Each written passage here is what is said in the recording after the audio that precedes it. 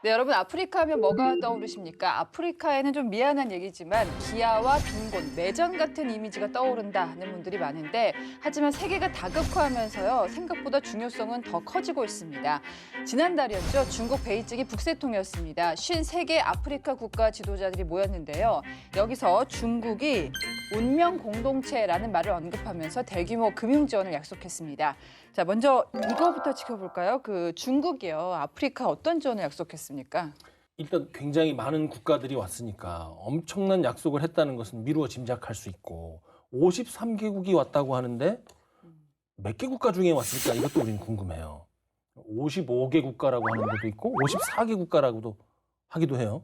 국가 수가 변하는 것은 아닐 텐데. 그렇죠? 분쟁 국가가 있나? 아, 정답. 어. 분쟁 국가가 있으니까 아프리카 연합 측에서는 우리 55개 국가다. 유엔 측에서는 분쟁 상태이기 때문에 54개국으로 봐야 된다. 이렇게 얘기하고 있는데 55개국이거나 54개국이거나 53개국이 왔다는 것은 엄청난 숫자가 온 거죠. 와서 뭐 했느냐? 중국 아프리카 협력 포럼 정상회의. 짧게 얘기하자면 중국 아프리카 정상회의라고 할 수 있는데 네. 지금까지 글로벌 사우스 얘기 우리가 많이 했잖아요. 그 테두리 내에서 주장했던 내용이 사실은 반복되고 있긴 한데 중국이 모두 발언에서 뭐라 그랬냐면 앞으로 아프리카와 함께 문명 상호이해, 무역 번영, 공동 안보 등 10개 분야에서 파트너십 행동에 나서겠다고 했어요. 좋은 말 다 있네요. 그렇죠. 예. 좋은 말 속에 말만 남으면 안 되는데 행동을 하겠다고 했단 말이죠. 이 행동이 뭔지를 보자면 첫 번째, 중국 정부가 돈 풀겠습니다. 자그마치 67조 6천억 원을 67조. 금융 지원을 하겠다. 그리고 두 번째가 사실은 잠재력이 더 크다고 봐요. 네. 아프리카에 일자리를 100만 개 창출하겠습니다. 이 얘기를 했죠. 그러면서 이제 얘기를 본론을 뒤에 꺼내놨는데 우리는 운명 공동체다. 아, 경제 공동체보다 더하다는 운명 공동체. 네, 근데 이게 빈말이 아니에요. 예전부터 인류 운명 공동체라는 얘기를 중국이 강조해 왔어요. 네. 이게 실체가 있는 얘기입니다. 첫 번째는 들어보세요. 황하 문화를 중심으로 여러 민족 문화를 통일하겠다. 두 번째, 중국 문화는 중단된 적이 없는 세계 유일 전승 문화로서 중심적인 문화가 되기에 적합하다. 세 번째, 중국 역사에는 종교가 개입되지 않았기 때문에 세계 공동체의 중심이 될 만하다. 아, 이러면서 그러네요. 2011년에 중국의 평화발전 백서에 공표를 해놨습니다. 얘기는 뭐냐 하면 너랑 나랑 동등의 얘기가 아니라 내 밑으로 들어오란 얘기예요. 그렇기 때문에 세계 각국이 주의 깊게 이것을 쳐다보고 있는 겁니다. 자, 저희가 아프리카면은 그래도 좀 멀고 어렵게 느껴져서요. 저희가 최고의 아프리카 전문가를 모셨잖아요. 중국이 아프리카에 대규모 지원을 한단 말이에요. 네네. 사실 요즘에는 조금 그 기억이 희미해졌지만 중국이 1대1로 전략을 계속 하고 있습니다. 네. 이걸 더 강하게 하겠다는 걸까요? 지금 현재 시진핑 주석이 사실 이 1대1로를 구상해서 지금 시행을 하고 있고 그래서 시진핑 정권이 무너지지 않는 한 1대1로는 지속적으로 해야 되는 그런 상황인데 과거에는 보면 이제 중동을 그쪽으로 해서 유럽으로 가고 아프리카로 가고 하는 이제 1대1로 핵심 지역이 이 중동 지역이었는데 그렇죠. 예. 중동도 중요하지만 국가 수가 많은 아프리카를 핵심 1대1로 지역의 대륙으로서 이제 중국이 간주하고 있죠. 그 이유 중에 하나는 크게 이제 두 가지죠. 하나는 정치적으로 봤을 때 조금 전에 우리 남 박사님들께서도 이야기했지만은 그 글로벌 사우스라는 이 단어가 최근에 가장 화두가 되고 있거든요. 특히 러브 전쟁 이후에는 사실 진영 논리가 과거 냉전처럼 그래서 최근에 뭐 신냉전이라는 표현을 많이 쓰고 있잖아요. 자기 편, 자기 우군을 확보하는 게 어느 정도 굉장히 중요해졌습니다. 그런 차원에서 봤을 때는 중국은 전통적으로 과거에도 이제 비동맹이라는 그 연결고리를 활용해갖고 국제사회로부터 뭐 아프리카나 중남이라든지 중동으로부터 지지를 많이 받았는데 지금 다시 이제 신냉전이 돌아오면서 중국은 다시 이걸 또 끄집어 들어와야 되는데 그 개념을 이제는 과거에는 비동맹을 했지만은 지금은 이제 글로벌 사우스라는 그걸 가지고 하는데 사실 아프리카 국가 유엔 회원 수가 54개국이거든요. 이거는 전체 유엔 회원 수의 4분의 1이 넘는 예. 이런 수이기 때문에 국제사회에서 아프리카를 잡는다는 거는 그 엄청난 도움이 되는 그런 상황이고 이걸 어떻게 하면 이제 이 아프리카 연결 고리진다. 그게 핵심 중에 하나 사실 이제 1대1로라고 보시면 될 것 같습니다. 예, 당연히 뭐 서방 측 비판이 거셀 수밖에 없는데요. 중국이 아프리카를 이제 부채 함정에 빠뜨리려고 한다. 그러니까 네네. 겉으로는 경제적으로 지원해 주는 것처럼 보이지만 사실 차관 형태로 이제 주는 경우도 많고 네네네. 결국 이게 갑을 관계, 경제적으로 종속 관계가 될 것이다라고 분석을 하고 있는데 네네. 실제로 아프리카 국가들이 빚에 좀 허덕이고 있는 상황이죠, 지금도. 아, 예. 요즘에 아프리카에서 경제적 문제에서 가장 큰 문제는 사실 이제 이 부채 문제입니다. 지금 그 IMF로부터 차관을 지금 받고 있는 나라가 지금 현재 5개 이상이 되고요. 그다음에 이제 조만간에 아마 이제 또 받게 될 나라도 좀 늘어날 정도로 대표적인 사례가 잠비아이거든요. 잠비아 같은 경우는 사실 중국 자본이 많이 들어와서 구리라든지 막 강물에 투자를 하고 인프라 투자했는데 그럼에도 불구하고 계속 이제 이 잠비아 자체가 수출보다는 수입이 많고 하다 보니까 재정 적자가 발생하다 보니까 중국으로부터 계속 이제 돈을 이제 지원받았어야 되는데 네. 중국이 코로나 이후에 그 돈줄을 끊어버렸거든요. 네. 그러다 보니까 이제 이 잠비아가 2020년도에 우리는 돈 이상 더 이상 못 갚겠다 해서 이제 디폴트를 선언하게 되죠. 그런 상태이고 케냐 같은 경우도 지금 현재 부채 거의 이제 끄트머리에 와 있을 정도로 굉장히 안 좋은 상황인데 그 주요 요인도 사실 1대1로 하면서 그 중국 케냐의 그 철도를 갖다가 몬바사에서 수도 나이로비 가는 철도를 이제 전철로 하면서 이제 현대화 시켜줬는데 네. 그에 투입된 자금 36억 달러가 중국 자본이었거든요. 그게 돈을 준 게 아니라 그 빌려주는 형태로. 빌려주는데 중국 같은 경우는 네. 이자도 낮지가 않습니다. 뭐야 그럼? 예를 들어서 한국의 EDCF 자금으로 아프리카 국가에 지원하면은 대부분이 보면 이제 이자가 거의 없는 제로나 뭐 0.1%, 국가 대 국가로 하니까. 0.1%, 0.5% 1승인데 중국은 최소 3% 이상이고 받을 거 다 받는데 그게 다 받죠. 운명 공동체라고 할 수 있나요? 지금 현재 얼마 전에 케냐에서 엄청난 큰 반정부 그 데모가 발생했거든요. 그게 뭐냐면 이 빚을 갚기 위해서 케냐 정부에서 대통령이 세금을 인상하겠다. 그다음에 주었던 그 세금을 갖다 보조금을 갖다가 철폐하겠다. 이래 하니까 이제 국민들이 들고 일어나서 결국은 이제 대통령이 자기 세금 올리는 걸 처리하겠다 했지만은 그래도 지금도 막 정부가 국민들은 못 믿겠다면서 데모를 하고 있거든요. 예. 그만큼 그 요인도 사실은 이제 중국이 어떻게 보면은 원인을 제공한 그런 사태이거든요. 그래서 이 부채 문제가 아프리카에서는 아주 굉장히 그 좀 큰 심각한 문제 중에 하나입니다. 그러니까 이게 뭐 한 가지 이유 때문은 아니겠지만 뭐 정치도 불안하고 아프리카 같은 경우에는 우리가 상징적으로 기억나는 게 짐바브웨 화폐 있잖아요. 네. 아, 예. 이만큼 쌓아놓고. 예, 이만큼 쌓았는데 얼마 뭐 제가 휴지 한 장도 못 사는. 100조 달러짜리 지폐도 갖고 있어요. 부자시네요. 또 달라요? 짐바브웨 달러. 그게 존재하는 숫자입니까? 그러니까 그런 것들이 사실 복합적으로 아프리카 국가가 이제 정치적으로도 불안하고 분쟁적인 것도 많고 뭐 가난하기도 하고 네. 여기다가 중국이 돈 빌려준다고 좋다고 썼다가 이게 다시 집으로 돌아온다. 이게요 중국이 의도를 한 걸까요? 아니면 그냥 어쩌다 보니까 이렇게 된 걸까요? 이게 중국이 아프리카에 돈을 빌려준 원래의 목표, 처음에 표방했던 것은 우리가 얘기하는 그 빚잔치나 사채 노름이 아니라 공적 개발 원조, ODA라는 아주 우아한 목표를 가지고 다가섰단 말이에요. 그럼 싸게 빌려줘야죠. 싸게 주거나 아니면 그냥 주거나. 네. 근데 이 공적 개발 원조, ODA에는 아름다운 목적이 있습니다. 첫 번째는 빈곤 감소, 사회 간접 자본 형성, 교육, 보건, 교통 등의 핵심 인프라를 구축해서 그들이 스스로 국가로서 지속 가능한 발전을 할 수 있도록 도와주는 거예요. 이렇게 가야 되는 겁니다. 근데 이제 이미 나왔다시피 그게 아닌 거잖아요.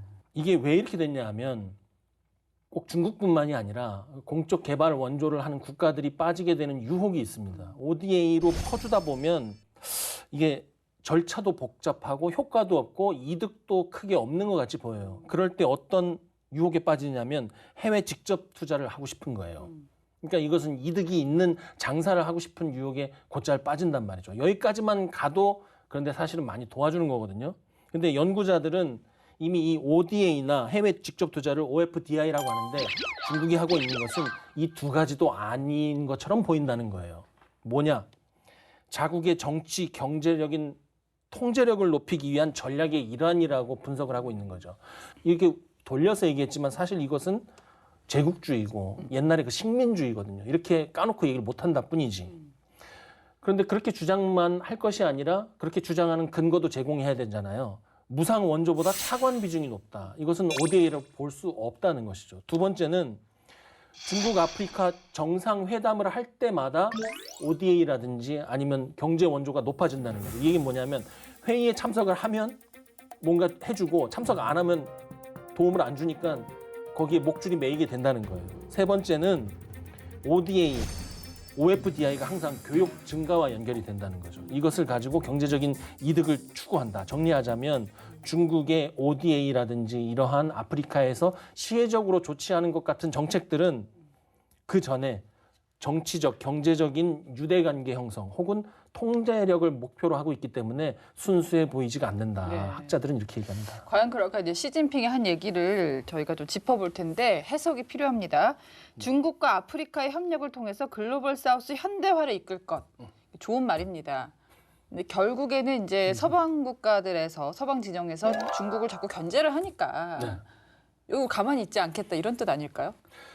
갑자기 이렇게 하고 있는 것이냐 아니면 전부터 이렇게 하고 있는 것이냐 살펴보자면 굉장히 오래전부터 중국이 하던 행동을 그대로 하고 있는 겁니다.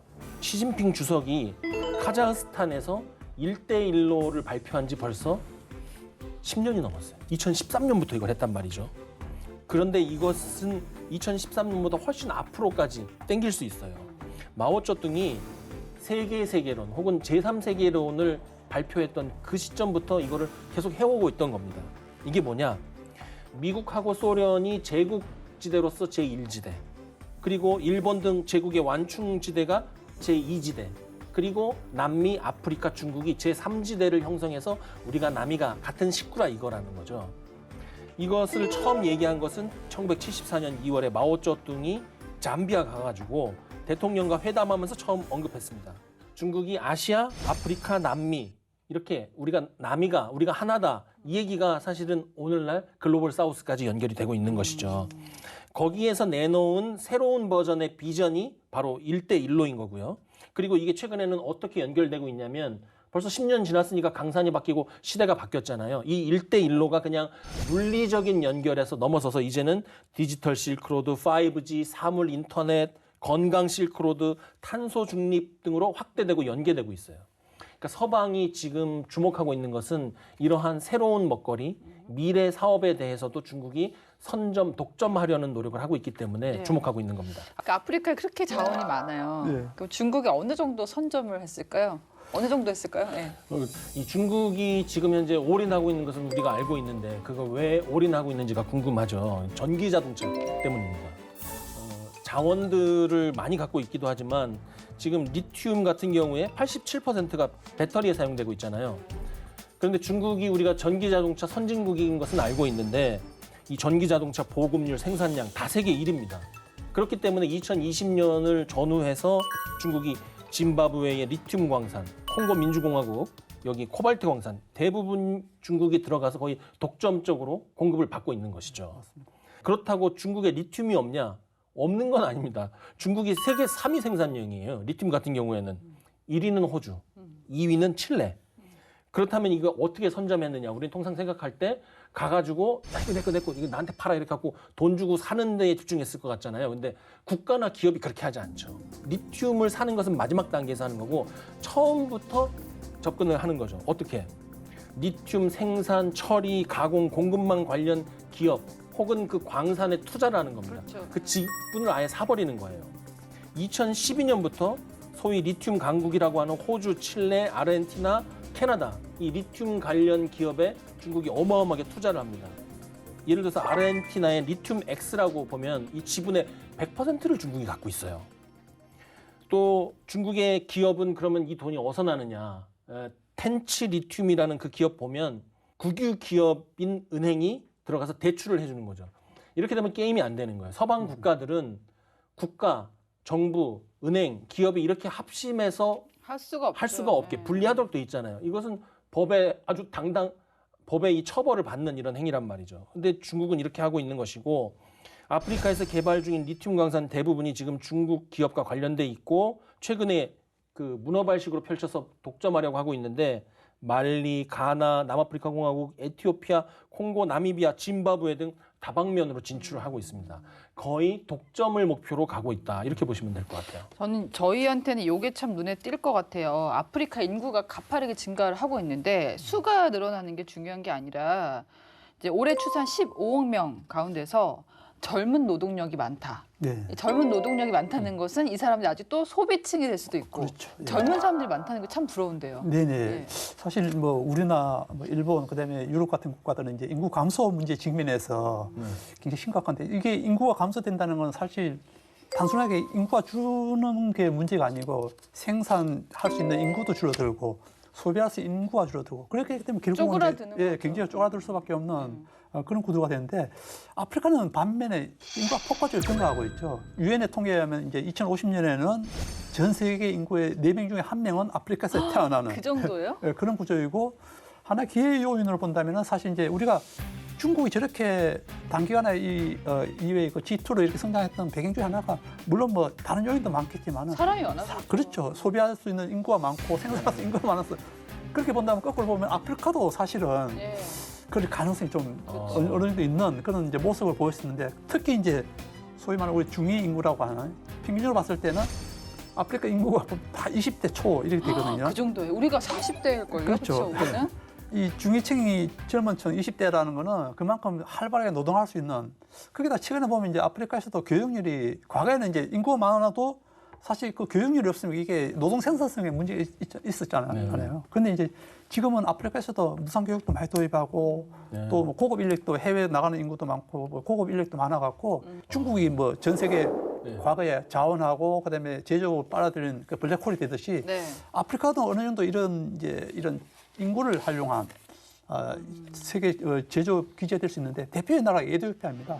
인구가 1억이 넘는데 에티오피아가 사실은 교육률이 굉장히 높습니다. 그러다 보니 고급 그 노동 생산도 높다 보니까 특히 중국이 자기보다 훨씬 저렴한 인구 그 노동력을 이용하기 위해서 대규모 지금 투자를 했습니다. 중국도 그래서 이제 인건비가 올라가니까. 예, 그래서 중국은 에티오피아에서 TV도 만들고 휴대폰도 만들고 물론 뭐 의류 같은 뭐 섬유 같은 이런 저렴한 인력이 필요한 그런 것도 만들지만 좀 부가가치 높은 이 제품도 제조업도 에티오피아에서 생산하거든요. 아프리카 많은 국가들이 이제 미국이나 유럽으로 수출하는 게 다 무관세잖아요. 그 혜택을 받는. 그러네. 예, 그래서 우회 기지로서 메이드 인 차이나가 아니고. 예, 메이드 인 에티오피아 이런 식으로 해서 유럽으로 수출하는 그렇구나. 이런 구조가 되다 보니까 중국 같은 경우는 굉장히 그 아프리카의 이런 그 제조업을 중심으로 하는 산업단지가 많이 등장하고 있습니다. 근데 참 저는 이런 얘기 들을 때마다 좀 회의적인 기분도 드는 게 우리 연구원님을 제가 네. 10년 전쯤, 15년 전쯤에 방송에서 뵀더라고요. 그래요? 근데 그때도 비슷한 얘기 하셨어요. 아프리카 맞습니다. 전문가시기 때문에. 근데 여전히 아프리카는 빈곤합니다. 아마 제가 태어날 때부터 빈곤했던 그런 그 이미지가 강한데 네네. 그렇게 가진 것도 많고 인구도 많고 투자도 많이 들어가는데 왜 빈곤합니까? 근데 사실 이제 아프리카에 저는 이제 매년 가는데 네. 갈 때마다 도시 성장하는 이런 모습은 굉장히 많이 변화가 있습니다. 진짜 우리나라 7, 80년대, 뭐 90년대 이렇게 변화했듯이 네. 막 1년 사이에 가보면 빌딩이 하나 그 얘기 서 있고. 15년 전에도 하셨거든요. 그때도. 근데 이제 우리가 이제 빈곤하면 사실 이제 절대치 수로 봐서는 인구가 확실히 확실히 빈곤층이 많이 늘죠. 사람이 늘어났으니까. 비율로 이제 치면은 좀 줄어드는데 이 아프리카 사실은 이제 빈곤을 타파하기 위해서 적정 그 인구 증가에 맞춰서 이렇게 성장하려면 최소 5% 이상은 성장해야 되거든요. 네. 근데 5%. 이제 2000년대 초반에 2000년부터 2010년까지는 사실은 뭐 정치도 좀 안정화되고 해갖고 평균 5% 성장했었어요. 그래서 그때는 막 굉장히 눈부시게 이제 이렇게 성장했는데 네. 최근에는 사실 정치의 불안이 굉장히 많이 정치가 역시 요인이 되고 중요하구나. 있습니다. 이게 2010년 이후에 보면은 아프리카뿐만 아니고 많은 국가들 보면 건의주의 이런 정치 지도자들이 많이 등장하죠. 뭐 이 건의주의 지도자들이 많이 등장하면서 아프리카도 또 어느 순간에 정치가 약간 후퇴하는. 거기다가 또 아프리카는 아시겠지만 한 국가 안에 부족수가 굉장히 많잖아요. 그렇죠. 예를 들어 나이지리아면 또 250개 부족이 이렇게 모여 사는 네. 이런 국가이다 보니까 국가 우선주의보다는 부족 우선주의. 서로 싸우기도 하고. 예, 그리고 이제 나이지리아 같은 경우도 위에 뭐 이슬람하고 밑에 있는 기독교하고 종교 진영도 많고 정치 불안이 오면 뭐 외국에서 투자를 할 수가 없잖아요. 이 정치 불안 나라에 누가 투자를 합니까? 시스템이 없으니까. 예, 그렇죠. 두 번째는 아무래도 이제 이 아직까지는 과거에 식민지 워낙 착취당하면서 수탈 경제 시스템이 있다 보니까 아직까지 뭐 제조업을 발전시키다든지 한 이런 이제 여러 개 아직 없습니다. 그 투자가 외국 투자가 많이 있어야 되는데 그러다 보니까 아직 경제 시스템 자체도 아직 후진적인 농업에 의존하고 있는 이런 시스템이 되다 보니까 그러니까 아직 단기적으로 이렇게 가난에서 탈피하기 위해서는 좀 어렵지 않나 그런 좀 우려가 좀 되는데 그래도 아까 말씀드렸지만은 핵심 강물 자원 이걸 이제 최근에는 그냥 강물을 그냥 이렇게 그 원료를 갖다 그냥 수출하는 게 아니고 짐바브웨라든지 나미비아 같은 경우는 원광석 수출 자체를 금지시켰거든요. 예. 반드시 들어와서 너네들이 뭐 리튬을 개발하려면 여기서 가공해서 가져가야 된다. 더 이런 식으로. 비싸게 팔 수 있으니까. 예, 그 부가가치 높이면 공장이 생기면 일단 일자리 생기고 하기 때문에 그러니까 그런 측면에 봤을 때는 이제 그런 정책을 좀 펼치면은 조금 조금씩 나아지고 또 조금 전에 말씀드렸지만 인구가 많아지면은 아까 말씀드렸던 제조업 기지로서 점점 이제 예를 들어서 뭐 섬유라든지 뭐 의료 같은 거는 이제 점점 아프리카 같이 좀 더 인건비가 저렴한 국가로 이제 이전할 수밖에 없거든요. 네. 그러다 보면 이제 아프리카도 좀 더 이제 부가가치 높은 산업으로 이제 좀 발전하지 않을까 하는 그런 기대감이 있습니다. 그 정치 불안해. 네. 민족도 아니고 부족끼리 또 세분화되어 있어. 종교 달라. 이러니까 굉장히 같은 마음으로 가기가 어려운 예, 맞습니다. 아프리카의 특성이 있다. 예, 아프리카에는 유엔 가입을 기준으로 봤을 때 총 54개 국가가 있습니다. 뭐 경제 협력을 목적으로 중국과 수교를 맺고 있는데 이 무슨 일일까요? 이들 중에 단 한 국가가 빠졌습니다. 디파고에서 알아봅니다.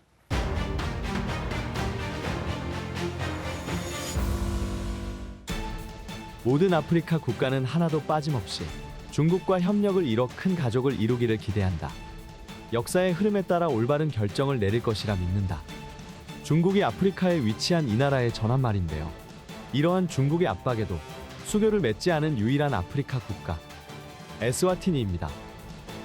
중국이 끊임없이 수교에 공을 들여도 꿈쩍하지 않는 에스와티니.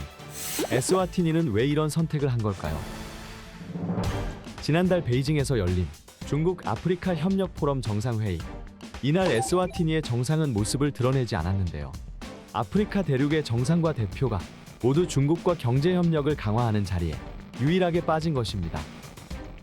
에스와티니는 남아프리카에 자리한 유일한 왕정 국가로 1968년 영국으로부터 독립한 뒤 현재는 국왕 음스와티 3세가 다스리고 있습니다. 내전과 테러에 시달리는 다른 국가에 비해 정치적으로 안정돼 있는데요. 에스와티니는 현재 12개국 밖에 남지 않은 대만의 수교국이기도 합니다. 1968년 수교를 시작한 뒤 줄곧 대만과 우호적인 관계를 이어오고 있는데요. 지난 5월 라이칭더 총통 취임식에 참석했을 뿐 아니라 차이잉원 총통 집권 시절에도 양국 정상이 각 국가를 오갈 정도였습니다. 이에 중국은 수차례 에스와티니는 대만과 단교해야 한다고 언급해왔는데요. 그때마다 에스와티니는 대만을 버리지 않을 것이며 중국과의 수교에는 관심이 없다고 밝히기도 했습니다. 불과 6년 전만 해도 아프리카 대륙엔 에스와티니처럼 중국의 손을 잡지 않고 대만과 수교했던 국가가 있었는데요. 바로 서아프리카의 부르키나파소입니다. 2018년 부르키나파소는 20년 넘게 이어온 대만과의 외교 관계를 급작스럽게 중단했는데요. 이후 중국과 함께하기를 택했습니다. 이 같은 노선을 택한 건 비단 아프리카뿐 아닌데요. 부르키나파소가 대만과 단교를 선언했던 그해 남아메리카의 도미니카 공화국 역시 대만과 단교를 선언하고 곧바로 중국과 수교를 맺었습니다. 이렇게 지난 8년간 무려 10개국이 줄줄이 대만과 외교 관계를 끊고 중국과 손을 잡았는데요. 이들의 특징은 대체로 영토가 작거나 경제적 지원이 절실한 나라라는 겁니다. 중국은 이 점을 공략해 돈을 빌려주고 1대1로의 공동 건설을 추진하고 있는데요. 하지만 중국과 수교를 맺은 아프리카 국가는 심각한 부채 문제를 떠안고 있는 것으로 알려졌습니다. 에스와티니는 이들의 부채 상황을 보며 중국과의 수교를 거부하고 있는 것으로 보이는데요. 국제통화기금 IMF에 따르면 에스와티니의 GDP 대비 부채 비율은 약 40%로 사하라 이남 아프리카 국가의 60%에 불과합니다. 또한 에스와티니는 대만으로부터 보조금 형태의 지원을 받고 있는데요. 농촌 전력 보급, 의료, 교육, 인프라 구축뿐 아니라 2021년 대규모 반정부 시위 이후에는 재건 자금으로 2,290만 달러를 제공받기도 했습니다. 중국은 에스와티니까지 대만과 단교하면 아프리카 대륙 전체가 중국의 편이라는 정치적인 의미가 있기 때문에 에스와티니와의 수교에 공을 들이고 있는데요. 과연 에스와티니는 끝까지 대만과의 의리를 지킬까요? 아니면 다른 아프리카 국가들처럼 중국과 손을 잡을까요? 앞으로의 귀추가 주목됩니다. 지금까지 디파고였습니다. 네, 중국은 왜 아프리카에 공을 들일까 그 이유를 짚어보고 있는데요. 중국이 군사작전 반경을 아프리카까지로 넓히고 있습니다. 지난 7월에 아프리카 탄자니아, 모잠비크와 합동 대테러 훈련을 했고요. 또 이집트 해군과도 합동 해상 훈련을 실시했어요. 네. 예. 뉴스에 좀 나왔죠. 중국이 탄자니아, 모잠비크와 합동 대테러 훈련을 했다. 훈련 명칭까지는 안 나왔던데 피스 유니티 2024라고 하는 겁니다. 그리고 또 지중해에서 이집트 해군과 합동 해상 훈련도 했어요. 세계의 반응이 좀 궁금한데 뭐라고 그랬느냐. 중국의 군사안보 행보를 두고 미국과 유럽이 주목하고 있다. 나토 정상회의와 림팩 훈련에 대한 견제 성격으로 분석하는 시각도 있다. 또 중국이 대양 해군 건설 등으로 미국을 상대하기 위한 포석이라고 한다. 대부분의 뉴스는 여기서 끝나요. 저는 우리 프로그램은 그것과 좀 차별화되어야 된다고 생각합니다. 예. 깊어야 된다. 결론부터 말씀드리자면 우리는 이 시각을 가질 필요가 있습니다. 국제사회에서 한 국가가 자신이 가진 군사력의 총량을 늘리고 그 영향력을 확대하기 위해서 다른 국가와 연대하는 것은 그건 비난할 바가 없어요. 주권 국가의 당연한 권리입니다. 그렇다면 문제는 뭐냐? 중국이라는 국가가 그렇게 만든 군사력을 어디에 쓰려고 하느냐는 거죠. 어디에 쓰건 그것은 그 국가의 내치의 문제니까 우리가 상관할 바는 아니기도 합니다. 다만 그 힘을 쓰고자 하는 방향에 우리가 놓여 있으면 그때부터 그건 문제가 되는 겁니다. 중국이 그렇게 연합합동훈련에서 만든 해군력을 결국은 어디에 쓰겠습니까? 자기 주변 국가에 대한 지배력 확장에 쓰겠죠. 우리에게 그 방향이 향해 있다는 것을 알고 우리도 대책을 세워야 되는데 그 대책이 무엇이냐도 조금 우리가 설명할 필요가 있다고 생각합니다. 예를 들면 이런 겁니다. 내가 학급에 있는데 과거에 나를 괴롭혔던 전력이 있는 힘 있는 친구, 그리고 나를 곧 괴롭힐 것 같은 힘 있는 친구가 주변의 친구들과 만나고 점점 힘을 늘려가고 있는 거예요. 그러면 내가 괴롭힘을 안 당하려면 어떻게 해야 되느냐는 거죠. 첫 번째는 그 A라는 학생, 힘을 늘리려고 하는 A라는 학생보다 더 힘이 강한 S라는 학생과 친해지는 방법이 있을 겁니다. 그게 세력 균형이고 동맹이에요. 두 번째는 어차피 거기에 당할 것 같으면 그 밑으로, A 학생 밑으로 들어가는 방법도 있습니다. 그게 지역을 중심으로 한 지역 방위체 밑으로 들어가는 겁니다. 마지막이 세 번째가 내가 도저히 못 참겠다. 내 힘을 키워야겠다 이겁니다. 내가 10대 맞더라도 한 대는 되갚아주겠다. 이 정도로 힘을 키우는 거죠. 그러니까 이 세 가지 중에 어떠한 하나의 답을 선택해서 우리가 가야 되는 것인데 우리는 지금 이미 방향을 수립했습니다. 첫 번째, S라는 힘센 학생과 같이 간다. 두 번째, 자주국방, 내 스스로 힘을 같이 키운다. 이 두 가지를 하고 있기 때문에 이러한 상황에서 중국이 지구 정반대편으로 연합합동훈련을 한다고 해서 그게 우리랑 무슨 상관이야. 그건 아프리카랑 훈련하는 게 뭔 상관이야. 이럴 게 아니고 이러한 상황 하나도 뉴스 놓치지 않고 우리가 어떤 쪽으로 힘을 모아야 되는지 한번 이렇게 분석해보는 것이 좋겠다. 예. 그러니까 중국의 첫 번째 아프리카 해군 기지는 동아프리카 지부티 여기에 세워졌습니다. 아프리카 지부티를 선택한 이유가 뭘까요? 일단 지부티가 아프리카 뿔 지역이라고 하는데 여기가 이제 그 홍해 관문 지역입니다. 요즘 뭐 뉴스에 많이 나오는 무역. 요즘에 그 예멘 후티 반군이 계속 미사일을 발사하면서 홍해로 들어가는 그 왔다 갔다 하는 사실 이제 아시아에서 유럽으로 가는 가장 짧은 코스가 홍해를 통해서 그다음에 수에즈 운하를 통해서 가야 되는데 이게 지금 현재 후티 반군의 그 미사일 공격 때문에 지금 한 70~80%가 지금 이제 그 무역이 사라지고 있거든요. 네. 그만큼 중요한 관문 지역인데 여기 이제 지부티도 여기 이제 맞은편에 예멘 맞은편에 딱 자리 잡고 있다 보니까 여기는 원래부터 그 프랑스 군대도 있었고 그다음에 미국 함대도 여기 있습니다. 기지가 다 있습니다. 그런데 이 두 개 다 있으면 서방 국가의 두 개 기지가 있음에도 불구하고 중국이 그 지부티 대통령에게 요청하니까 지부티 대통령은 그 경제적 이권 때문에 아프리카에 싱가포르를 하겠다 이런 이제 생각을 하고 중국으로부터 막대한 이제 돈을 경제적인 원조를 받고 또 해군 기지를 두게 되는 거죠. 그러다 보니까 사실 미군 기지하고 중국 기지하고 그렇게 멀지도 않습니다. 그래서 과거에 뉴스에 보면은 미국이 그 해상 훈련할 때 중국이 방해를 했다는 뭐 이런 레이드를 쏴서 뭐 방해를 했다는 이런 이제 뉴스도 나오고 하는데 자 그만큼 중요한 이제 지정학적으로 중요한 관문이기 때문에 중국도 그걸 노렸고 특히 이제 중국이 그 시진핑 주석이 이제 일대일로를 강화하면서 아프리카에 크게 이제 동부 아프리카는 사실은 이제 케냐, 몬바상을 제일 중시했고, 그다음에 이제 아까 말씀드렸던 지부티, 그다음에 이제 해상 남부로 돌아서면 이제 저 남부 쪽에 남아공 옆에 있는 앙골라가 또 이제 또 중요한 저 유럽을 가는 그 중요한 길목이기 때문에 그쪽에 이제 기지를 두고 싶고, 그다음에 나이지리아 이런 식의 이제 몇몇 그 아프리카 주요 이제 국가들의 항구를 갖다가 어떻게 해서든 조차를 해서 자기네들이 좀 이렇게 해군 기지를 만들고 싶어 하는데 그렇지만 물론 이제 서방 뭐 미국이라든지 유럽의 워낙 경제 때문에 지부티만 가능하고 나머지는 아직까지는 이 군사 해군 기지권은 이제 건설하지 못했습니다. 그렇지만 이제 지금도 중국은 끊임없이 굉장히 가까운 나라, 뭐 탄자니아나 그다음에 나미비아 이런 국가한테는 최근에도 열심히 이제 구애를 하고 있죠. 자, 디펜스 프라임이니까요. 지금부터는 우리 입장에서 조금 더 들어가 볼게요. 특히 군사적인 부분에서 그 이집트에서 에어쇼가 지난달에 열렸는데 중국도 나오고 우리도 나왔어요. 네. 중국하고 우리랑 수출 경쟁을 벌이는 건가요? 중국이 전투기를 포함한 항공기 사업 경쟁에 우리가 같은 선상에 뛰어들므로 인해서 이 항공기 사업이라는 것은 최첨단이고 국가의 전략 사업이기 때문에 승자만 남습니다. 나머지는 명맥만 있는 그 산소 호흡기만 달고 사는 그런 산업으로 전락할 가능성이 커요. 그런데 우리가 지금 현재 아프리카에서 우리는 도전자의 입장에 서게 되는 것이죠. 굉장히 불리한 입장이고 후발주자라는 거죠. 그러면 후발주자가 가장 주의해야 될 것은 뭐냐면 선발주자가 지금 어떻게 가고 있고 어디까지 갔는지를 유심히 보고 목표를 정하는 거거든요. 중국의 주력이 뭔지를 봐야 되는데 에어쇼에 중국이 21세기 공중전의 핵심이라고 할 수 있는 전략적 수송수단 Y-20 수송기, 중국판 F-16이라고 하는 J-20 전투기를 내보냈어요. 이것은 중국이 갖고 있는 가장 큰 것, 가장 첨단화된 것이 아니라 아프리카에 있는 국가로서 살만한 가장 좋은 것을 골라서 보낸 거라는 것에 주목을 해야 되는 것이고요. 두 번째는 잘 팔리고 있느냐, 잘 팔릴 것이냐를 봐야 되는 것이죠. 시프리에 따르면 2019년에서 23년 사이에 사하라 이남 아프리카 지역에서 무기 장비류를 제일 많이 수출한 게 중국입니다. 러시아를 앞섰다는 것이 굉장히 놀라운 변화인 거예요. 특히 그 팔리는 무기 장비의 이 목록들을 보면 중국이 트렌드를 굉장히 잘 잡았습니다.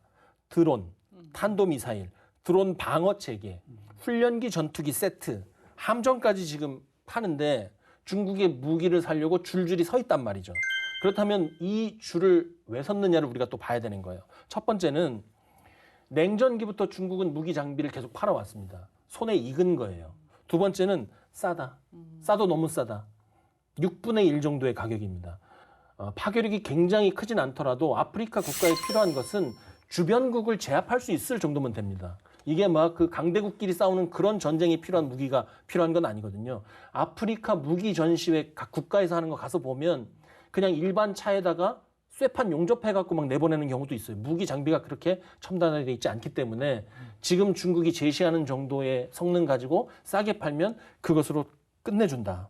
세 번째는 중국이 지금 거기 무기 장비만 파는 게 아니잖아요. 통신, 뭐 여러 가지 제품, 인프라 다 깔아줬잖아요. 그것하고 융합 통합되기에 이 중국의 무기 장비가 좋기 때문에 도전자라는 생각으로 가지 않으면 이 경쟁 굉장히 어려워질 겁니다. 네, 자, 우리도 아프리카와 관계를 다져가고 있긴 합니다. 지난 6월이었습니다. 우리 정부는 아프리카 48개 나라와 최초로 다자 정상회의를 실시를 했고요. 이게 아프리카와 협력하는 초석을 마련했다는 해석이 있는데 어떤 성과를 냈습니까? 네, 맞습니다. 앞에서도 우리가 많이 언급했듯이 아프리카의 균형성이 커지다 보니까 일본도 그렇고 중국도 그렇고 미국도 그렇고 많은 국가들이 뭐 심지어는 인도, 튀르키예까지 아프리카와의 정상회담을 하고 있습니다.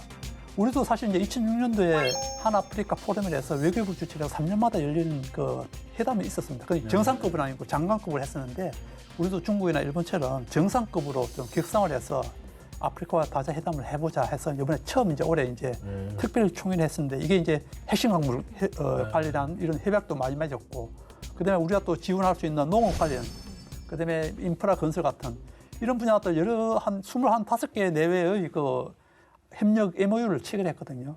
특히 이제 아프리카가 중요한 것 중에 하나가 사실 이제 우리나라도 이제 뭐 다음에 대통령이 미국이 지금 현재 미국 대선이 가장 큰 이슈 중에 하나인데 누가 되든 사실 보호무역지가 강화될 수밖에 없거든요. 뭐 중국뿐만 아니고 이제 우리나라도 이제 아마 미국의 보호무역이 되면 이제 그의 희생도 될 수 있는데 그렇다면 우리가 이제 나갈 수 있는 시장 이런 개척이 중요한데 그 중에 하나가 제가 봤을 때도 아프리카로 보거든요. 지금 현재는 아프리카와의 우리나라 전체 교역이 2%도 안 됩니다. 그래요? 네, 한 200억 달러 약간 넘는 수준 이 정도뿐이 안 되는데 그리고 뭐 투자 같은 경우는 더 적습니다. 전체 투자의 0.5%만 아프리카 할 정도로 아프리카 아직까지 우리가 신경을 안 쓰고 있는데 2021년도에 이미 54개 회원국들을 묶은 아프리카 자유무역 기대가 출범했거든요. FTA.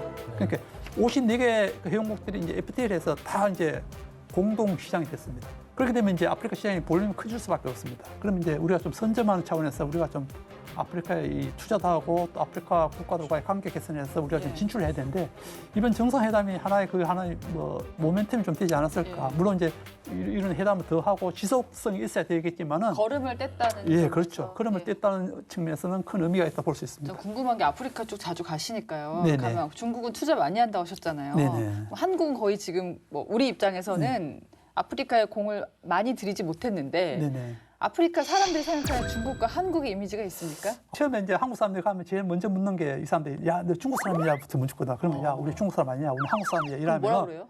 굉장히 좋아하죠. 되게 낯설 것 같은데. 근데 요즘은 이제 아시겠지만 K-팝이라든지 뭐 K-드라마 이런 게 아프리카도 많이 퍼져 있습니다. 아프리카에도요? 예, 그래서 그런 것 때문에 일단 이미지가 좋고 중국 사람들이 예를 들어서 근로자로 많이 온다고 하지 않습니까? 철도 건설을 하면 예를 들어 1,000명이 중국에서 오면은 그중에 절반 이상은 그냥 현재 너무 그냥 이렇게 자리 잡고 앉아갖고 그냥 그래서 거주를 하거든, 살거든요. 그렇죠. 아프리카 현지에서.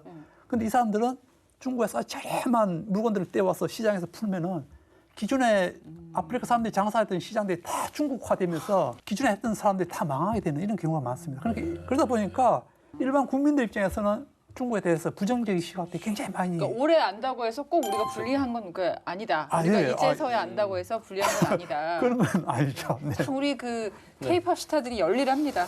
열리다. 예. 대단하다. K-팝만 있냐? K-라이스도 있어요. 아, 맞습니다. 정부가 네. 아프리카에 K-라이스 벨트를 구축하는 이 라이스가 혹시 그 우리가 먹는 라이스 맞나요? 맞습니다. 그 쌀. 아까 처음에 말씀드렸을 때 빈곤 퇴치가 중요하다고 그랬잖아요. 그리고 지속 발전할 수 있는 그런 토대를 만들어주는 것. 일단 먹고 사는 문제가 해결이 돼야 되는데 아프리카에 들어가는 어떠한 기업이나 어떤 나라 같은 경우에는 당장 눈앞에 있는 자기들의 이익을 노리고 가장 높은 부가가치가 있는 것을 노릴 경우가 많아요. 광물이라든지 뭐 최첨단 무기라든지. 근데 우리는 오래전부터 쌀, 옥수수 이런 부분을 많이 도와주려고 노력을 했어요. 사실 아프리카 국가들이 우리 한국 전쟁 때 와서 많이 도와주지 않았습니까? 그럼요. 예. 6.25 전쟁 때 남아프리카 공화국에서 공군이 와서 그러니까. 아주 열일했고요. 예. 또 아까 박사님 말씀하신 에티오피아는 지상군을 보냈어요. 그것도 가장 강한 황실 직속 부대를 보냈다고요. 그래서 우리도 지금 도와주고 있는데 이게 숫자가 최근에 그 아프리카 6개국에서 벼종자 2,321톤을 수확했다고 하는데 이것은 양이 상당한 겁니다. 이 국가들의 면면을 보면 가나, 감비아, 세네갈, 기니, 카메룬, 우간다 등이에요. 여기에서 이제 우리 농림축산부라든지 또 농촌진흥청에서 고품질 다수학벼, 우리 맛있는 쌀, 요거 우리나라 장점이잖아요. 그거 종자를 주고 이렇게 2,300톤에 가깝게 생산할 수 있게 만든 거니까 이것은 제가 봤을 때는 아프리카가 먹고 사는 데에 희망을 줄 수 있는 우리가 꿈을 전도하는 입장이라고 봐도 좋을 것 같고요.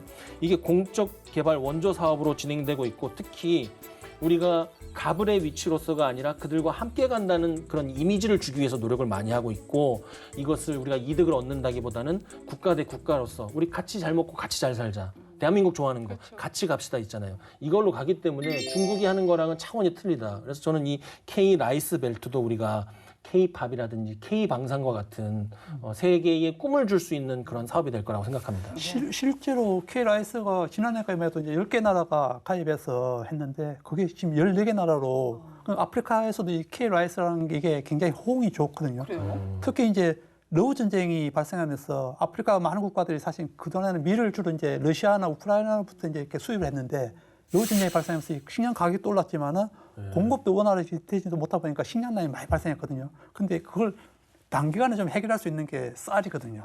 쌀은 밀하나 옥수수처럼 다르게 이거는 조금 품종이 좀 좋고 하면은 금방 이게 3배, 4배 이렇게 생산성이 확 올라갈 수 있는. 그렇죠. 최근에는 그래서 많은 국가들이 이 네. 배 재배하는 국가들이 많이 늘었습니다. 근데 저는 궁금한 게 이제 사실 우리도 전기차가 굉장히 잘 되는 네. 잘 만드는 국가잖아요. 네. 아까 핵심 광물 네네. 얘기를 하셨는데 그럼 지금은 어디서 많이 수입하고 있어요? 2차 전지 배터리 생산은 중국 다음으로 우리가 많거든요. 예. 사실 중국을 지휘한 글로벌 우리가 입장에 봤을 수출을 더 때는 많이 할 것 같아. 글로벌 어떻게 입장에 보면. 봤을 때는 생산량 자체가 중국보다 거의 비슷한 거랑 좀 많을 수 있습니다. 근데 우리는 중국은. 광물이 없잖아요. 예. 그래서 우리가 사실은 이제 이걸 다 중국에 지금 의존하고 있습니다. 근데 중국이- 중국하고 관계가 혹시나 이렇게 묘해지면은 불리할 수도 있겠네요. 실제로 지난해 중국이 흑연 같은 경우는 공급 제한을 이제 자기네들이 하겠다 이렇게 했습니다. 미국 중국 간에 이제 굉장히 격화되면서 미국은 타격이 없지만 사실 2차 전지 배터리를 직접 만든 우리나라가 이제 가장 타격이 심할 수밖에 없거든요. 그래서 이제 탈중국화 이걸 이제 해야 되는데 단기간에 이룰 수 없지만은 이루어질 수는 없지만은 사실 이제 빨리 좀 서둘러야 됩니다.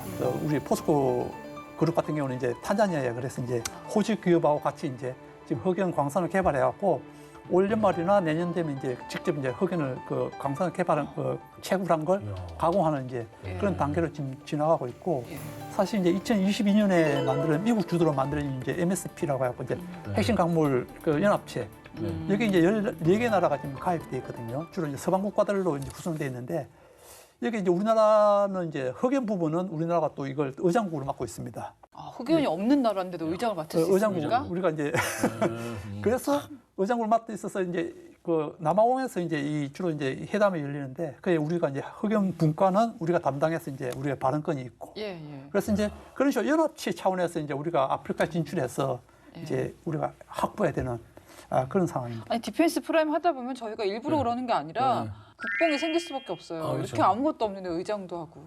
국뽕이라고 불려도 좋습니다. 뿌듯하네요. 자, 지금 저희가 말하는 와중에 이제 방향은 거의 다 잡혔어요. 좀 마무리 차원에서 정리 차원에서 지금 세계 질서가 딱 하나라고 말하기에는 어려울 정도로 막 섞여 있습니다. 네네. 완전히 뭐 갈라섰다고 하기도 그렇고 막 적인지 동지인지 헷갈리는 그런 경우도 굉장히 많은데 우리가 아프리카와 어떤 방향으로 협력을 하면 좋을까? 왜냐하면 굉장히 필요한 국가긴 하거든요. 네.